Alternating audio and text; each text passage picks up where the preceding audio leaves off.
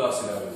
Myself SK Verma. Once again, I welcome you all on my YouTube channel Easy Accountancy, the platform where you can learn accountancy in the most lubricated manner. बहुत ही आसान तरीके से आप हमारे साथ accountancy के concepts को सीख सकते हैं, इसके questions को समझ सकते हैं और वो questions कैसे solve किए जाएं, उसके solutions के तरीकों को समझ सकते हैं।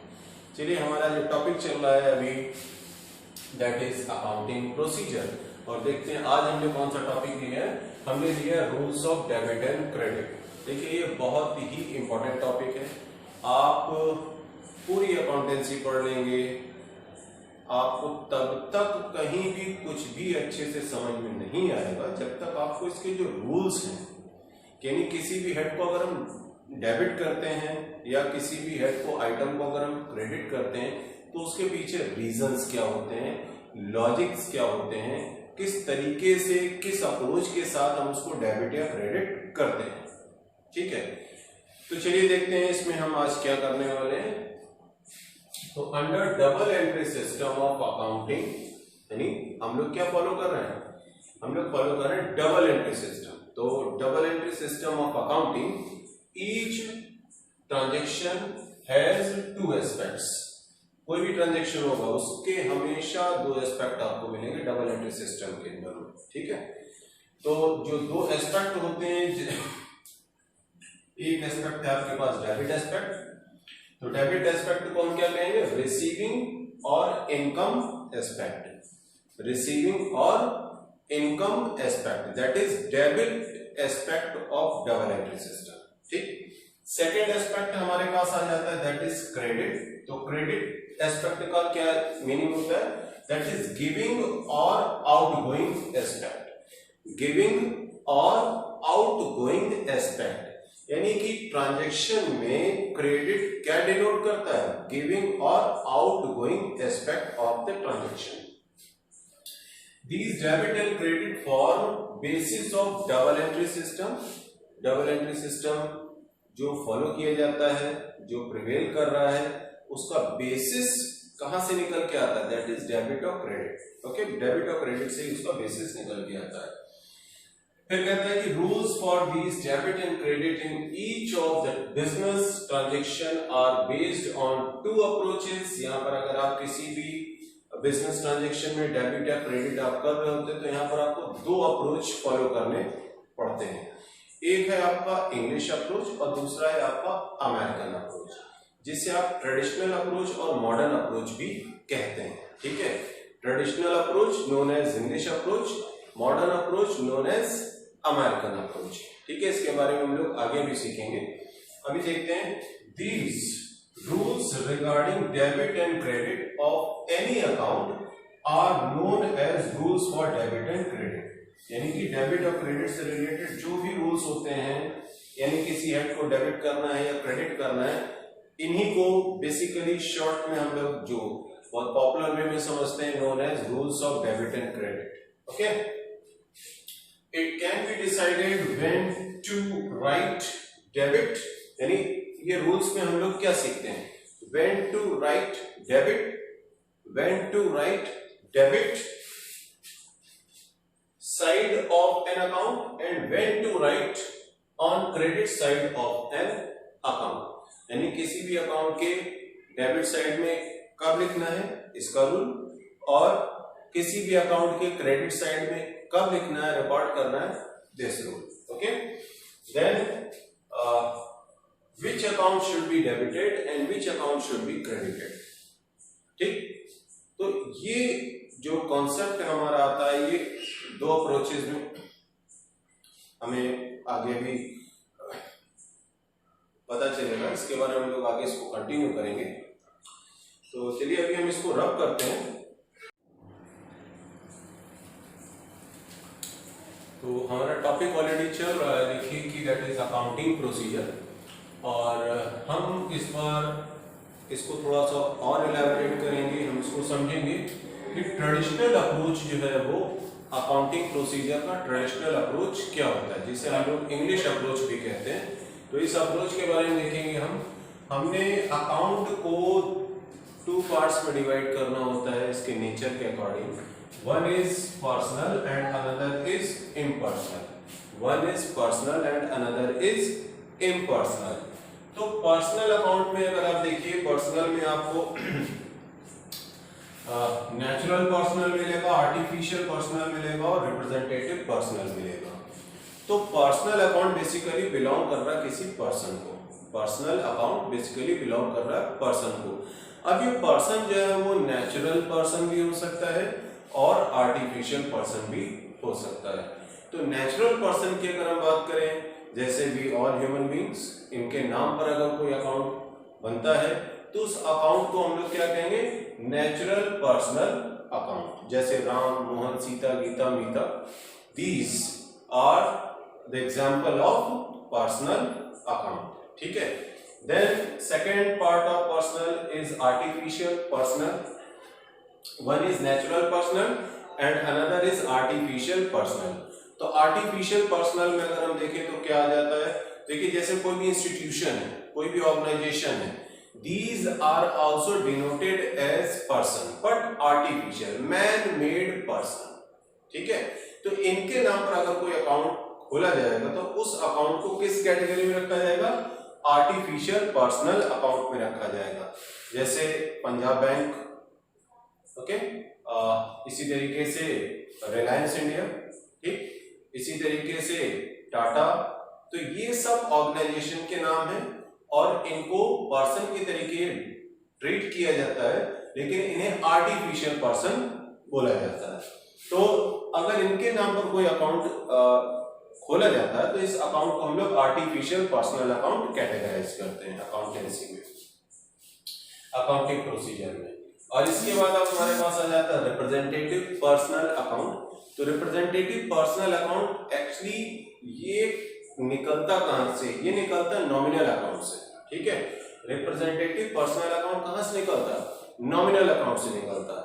तो रिप्रेजेंटेटिव को समझने के पहले हमको समझना चाहिए कि नॉमिनल अकाउंट क्या होता है।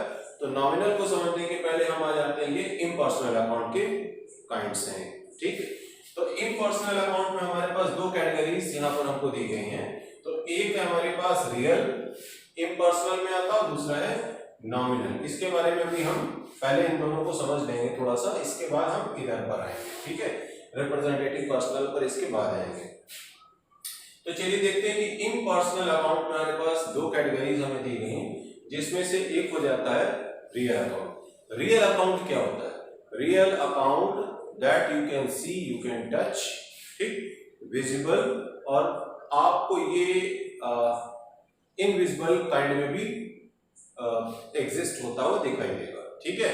जब आप इसके बारे में आगे और समझेंगे, इसके बारे में हम लोग और जब डिस्कस करेंगे तो वहां पर आपको एग्जांपल इसके इनविजिबल एस्पेक्ट के भी मिलेंगे। तो इसके बाद that you can see, you can touch and you can sense also, तो इसे आप रियल अकाउंट कहते हैं। इसके बाद आ जाता है हमारे पास नॉमिनल अकाउंट।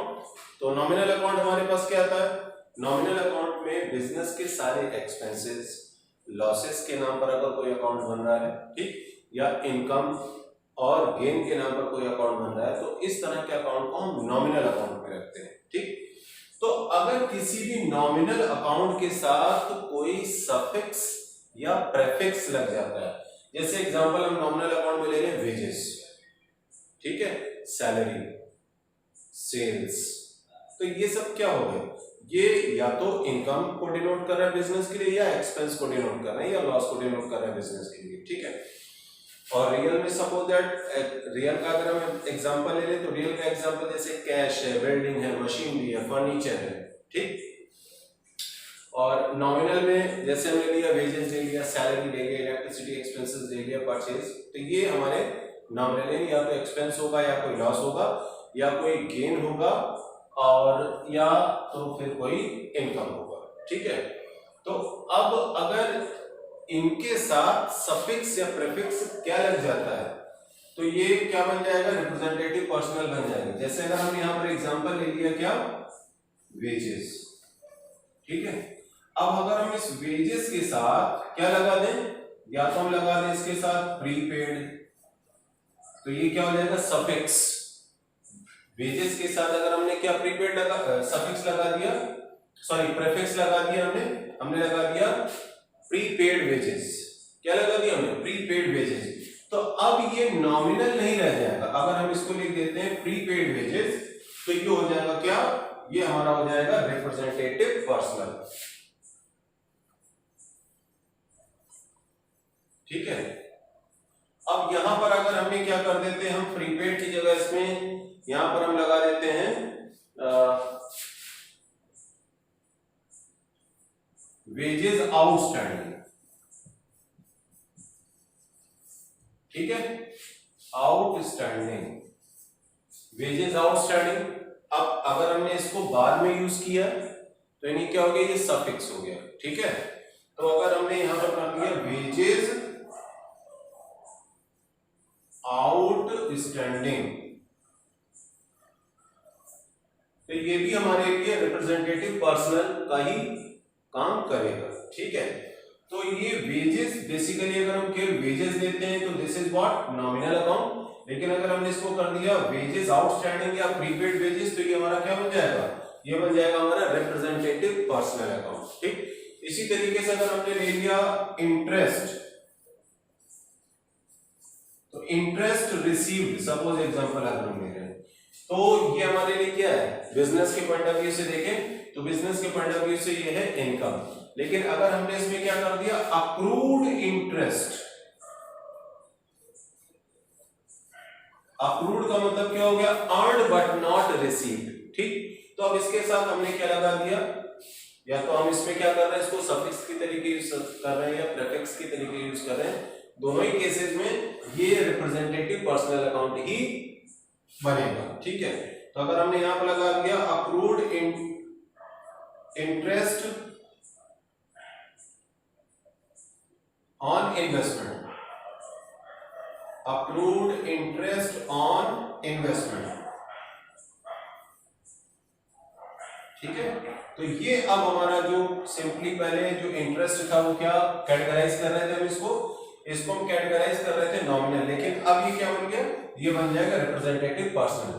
आई होप कि आपको समझ में आ रहा है कि किस तरीके से आप सफिक्स या प्रीफिक्स लगा करके नॉमिनल को रिप्रेजेंटेटिव पर्सनल में कन्वर्ट कर लेते हैं। ठीक है, और एक और अगर हम लगा सकते हैं तो जैसे एडवांस रिसीव, तो एडवांस टर्म जो है जिसे हम अनअक्रूड भी कहते हैं, तो अगर किसी नॉमिनल के साथ अनअक्रूड टर्म लग जाता है तो भी वो किस में कन्वर्ट हो जाएगा? रिप्रेजेंटेटिव पर्सनल में कन्वर्ट हो जाएगा। ठीक, अब इसके बाद हम इसके रूल्स देखेंगे कि जो अकाउंट को डेबिट या क्रेडिट करने के डेफिनेट रूल्स क्या क्या हैं। चलिए देखते हैं। हमारे पास पर्सनल अकाउंट में रूल क्या है? Debit the receiver and credit the giver. ये आपको एज इट इज फॉलो करने होंगे। ठीक है, तो debit the receiver and credit the giver, यानी कि पर्सनल अकाउंट में चाहे आप नेचुरल पर्सनल अकाउंट को आइडेंटिफाई करके ट्रीट करें जर्नल एंट्री में तो भी आप यही फॉलो करेंगे आइडेंटिफिकेशन के लिए। तो debit the receiver and credit the giver, ये आपको याद रखना है। ठीक, और आर्टिफिशियल पर्सनल के लिए भी आप debit the receiver and credit the giver के कॉन्सेप्ट को फॉलो करेंगे, और रिप्रेजेंटेटिव पर्सनल में भी आप यही कॉन्सेप्ट आप फॉलो करेंगे। ठीक, इसके बाद हम इन पर्सनल अकाउंट में आते हैं तो यहाँ पर रियल के लिए देखते हैं हमारे पास गोल्डन रूल में क्या आता है। तो रियल के लिए हमारे पास गोल्डन रूल में आ जाता है डेबिट व्हाट कम्स इन, क्या आता है? Debit what comes in and credit what goes out. यानी बिजनेस में जो आ रहा है उसे डेबिट करो और जो बिजनेस से जा रहा है उसे क्रेडिट करो। यानी जैसे आपने जैसे बिजनेस में क्या किया? फर्नीचर खरीदेंगे तो फर्नीचर आएगा कैश में खरीदेंगे तो कैश जाएगा, तो कैश को क्रेडिट किया जाएगा और फर्नीचर को डेबिट किया जाएगा। तो आप देख लीजिए फर्नीचर भी रियल अकाउंट है और कैश भी रियल अकाउंट है। तो रियल अकाउंट का रूल क्या हो गया? Debit what comes in and credit what goes out. वहीं अगर हम नॉमिनल अकाउंट में चलते हैं तो नॉमिनल अकाउंट में रूल क्या है? Debit all losses and expenses. यानी बिजनेस में अगर कोई लॉस हो रहा है, कोई एक्सपेंस हो रहा है, जैसे वेजेस, बिजनेस में अगर वेजेस का पेमेंट किया जाए तो वेजेस क्या एक्सपेंस है, इसे डेबिट किया जाएगा। ठीक है, इसी तरीके से बिजनेस में अगर कोई लॉस होता है तो लॉसेस को भी डेबिट किया जाएगा। ठीक, और इसी तरीके से हम क्रेडिट किसको करते हैं? क्रेडिट करते हैं इनकम या गेन को। अब जैसे इनकम का एग्जांपल ले लें, सेल्स। सेल्स क्या बिजनेस के लिए रेवेन्यू इनकम है, तो ये क्या होगा, ये हमेशा क्रेडिट होगा। ठीक, यानी हमेशा का मतलब क्या हो गया यहाँ पर, अगर बिजनेस में सेल क्रिएट हो रही है तो ये क्या होगा, ये क्रेडिट होगा। ठीक, सो इस तरीके से हमने यहाँ पर देख लिया कि किस तरीके से हम डेबिट या क्रेडिट करते हैं किसी भी अकाउंट को, और हमने क्लासिफिकेशन को देखा यहाँ पर। तो अप्रोच अभी हमने यहाँ पर सीखी है इंग्लिश अप्रोच, जिसे हमने बोला है कि ट्रेडिशनल अप्रोच, पर्सनल है, इम्पर्सनल है, फिर इसका सब क्लासिफिकेशन है पर्सनल में, natural personal, artificial personal, representative personal. इसके रूल हमने सीखे, debit the receiver and credit the giver. फिर इसके बाद हमने देखा कि पर्सनल में है रियल अकाउंट और नॉमिनल अकाउंट, इनके मीनिंग को भी हमने समझा। फिर इसके जो रूल्स है, गोल्डन रूल जिसको हम कहते हैं, उसके बारे में समझा, that is debit what comes in and credit what goes out for real account, and for nominal debit all expenses and losses and credit all income and gain. So this is all about this video. We have learnt about the rules of debit and credit as per English approach, traditional approach. Thanks for watching the video.